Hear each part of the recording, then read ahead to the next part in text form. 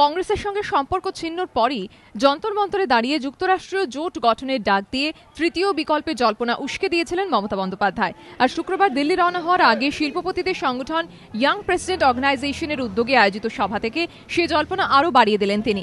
সে সঙ্গে রাজ্য রাজনীতির গণ্ডি ছাড়িয়ে আগামী দিনে জাতীয় রাজনীতিতে তিনি যে অগ্রণী ভূমিকা নিতে চান সে মনোবাসনাও ফের স্পষ্ট হয়ে গেল তৃণমূল নেত্রের কথায়।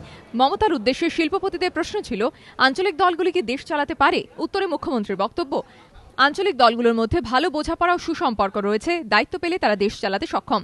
সূত্রের খবর, এরপর শিল্পপতিদের উদ্দেশ্যে মুখ্যমন্ত্রীর দিকে আরও একটি প্রশ্ন ছুড়ে দেওয়া হয়, আগামী দিনে বাংলা কি দেশ চালাতে পারে?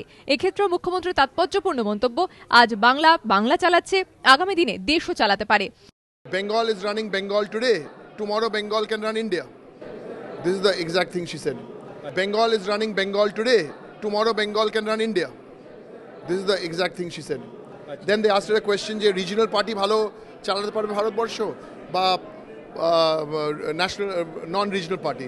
উনি একটা ভালোভাবে বুঝিয়ে দিলেন কিভাবে regional party has to play a bigger role in the centre.